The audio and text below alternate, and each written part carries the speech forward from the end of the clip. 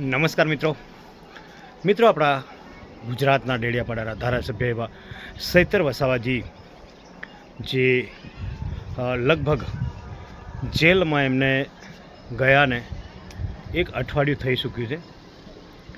તો હવે આદિવાસી સમાજ, પૂરી આદિવાસી સમાજ એક થઈને એવું નક્કી કર્યું છે મિત્રો કે આપણે 2 તારીખે ત્યાં ડેડિયાપાડા જઈને જે પીઠા ગ્રાઉન્ડ આવેલું છે ને ત્યાં જઈને આદિવાસી સમાજ, સમગ્ર આદિવાસી સમાજ એક થઈને એક સભાનું આયોજન કર્યું છે. જે સભામાં શું ડિસિઝન લેવાશે, કઈ રીતની સભા થશે એ તો આપણને ખબર નથી મિત્રો.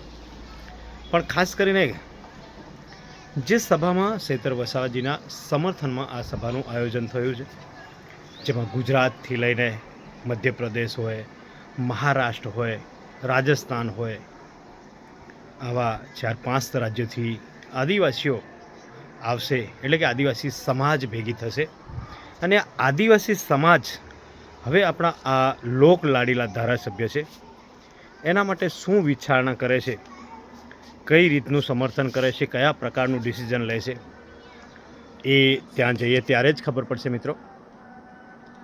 પણ ખાસ કરીને બાપ પાર્ટીના રાજકુમાર રોત જે સમર્થન કરી રહ્યા છે, તેમજ અન્ય બાપ પાર્ટીના ધારાસભ્યો પણ સમર્થન કરી રહ્યા છે, ત્યારે કોંગ્રેસ પાર્ટીના પણ દિગ્ગજ નેતાઓ એટલે કે ધારાસભ્ય સમર્થન કરી રહ્યા છે, ત્યારે બીટીપી પાર્ટીના પણ નેતા સમર્થન કરી રહ્યા છે. આવા અનેક પાર્ટીઓના નેતાઓ આ આમ આદમી પાર્ટીના ધારાસભ્ય ચૈતર વસાવાને સમર્થન કરી રહ્યા છે.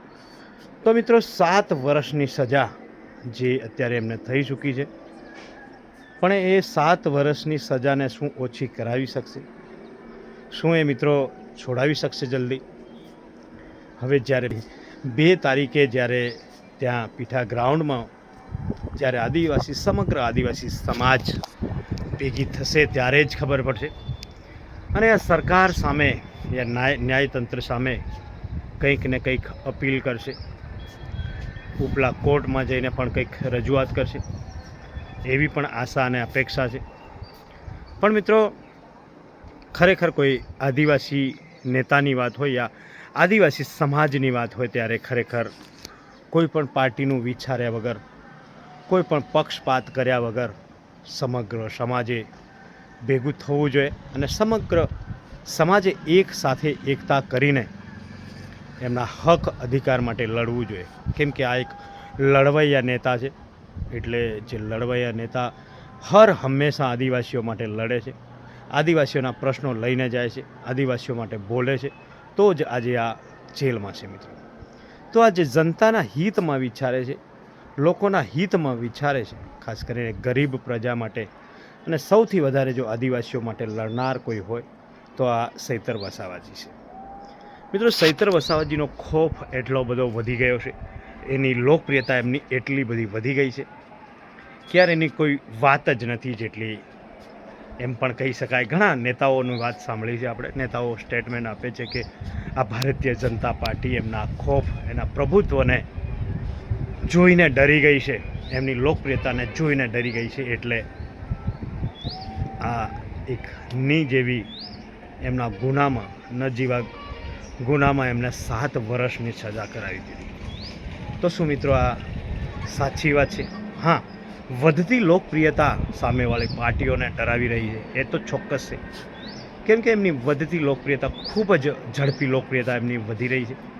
આદિવાસી સમાજ માટે મસીહા બની ગયા છે, યુવાઓ એમને પૂરેપૂરું સમર્થન આપી રહ્યા છે, ત્યારે હક અને અધિકારો માટે પણ લડી રહ્યા છે, એટલે જ એમની લોકપ્રિયતા આટલી બધી વધી ગઈ છે.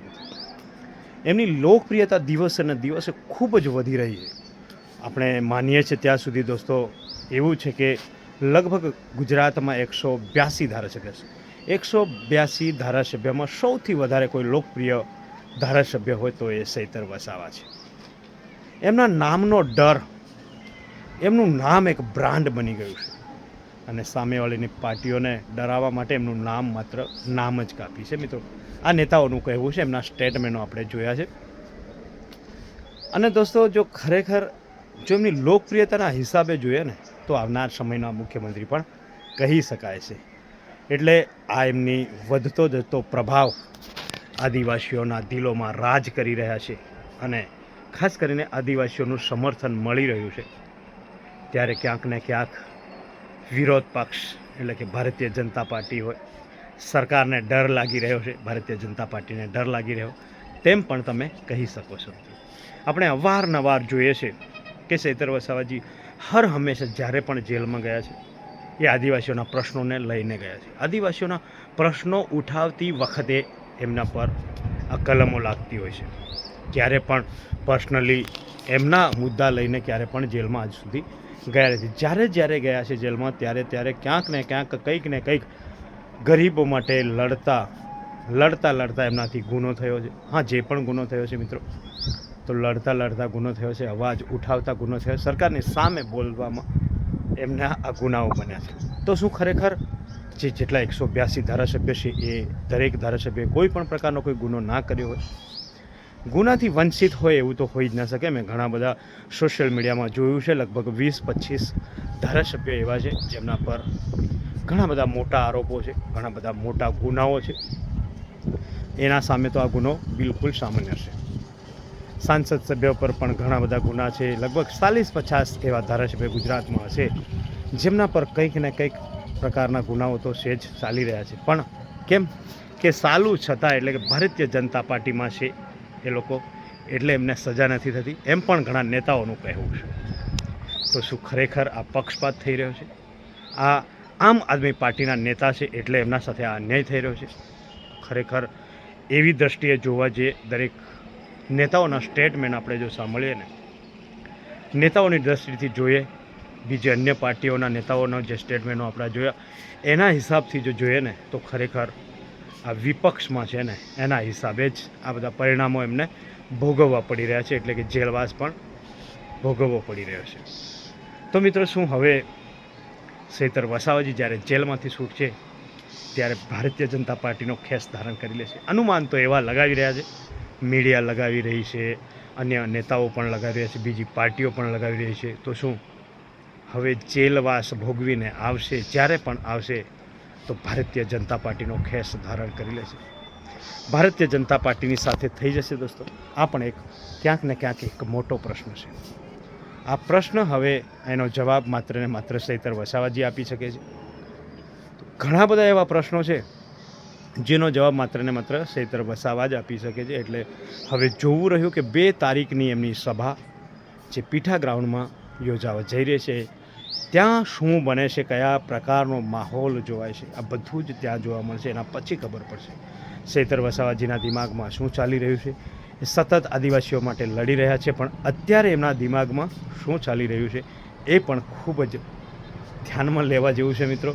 ક્યાંક ને ક્યાંક પરેશાન થઈ રહ્યા છે, કેમ કે જે વ્યક્તિ જેલમાં જાય છે ને એને જ ખબર પડે છે. જે વ્યક્તિ પર કોઈ પણ કારણસર કંઈક વીતે છે ને ત્યારે જ એ વ્યક્તિને ખબર પડે છે કે એનું મહત્ત્વ શું છે, એ સજા શું કહેવાય છે. આપણે માત્ર ને માત્ર એની વાતો કરી શકીએ છીએ, પણ દોસ્તો એમના મગજમાં શું વિચારો ચાલી રહ્યા છે, એ કઈ દ્રષ્ટિથી જોઈ રહ્યા છે ને એ આપણને ક્યારે પણ ખબર પડતી નથી. તો શું મિત્રો ચૈતર વસાવાજી સાથે અન્યાય થઈ રહ્યો છે? જો અન્યાય થઈ રહ્યો હોય તો કમેન્ટ કરીને જરૂરથી જણાવજો. અને 2 તારીખે કોણ આવે છે, કોણ જવાના છે પીઠા ગ્રાઉન્ડમાં એ પણ જવાબ આપજો દોસ્તો. જવાબ આપજો અને કમેન્ટ કરીને જવાબ આપજો. અને ખાસ કરીને હું તો જવાનો છું દોસ્તો, એટલે ચોક્કસથી જણાવજો મિત્રો. Bye bye.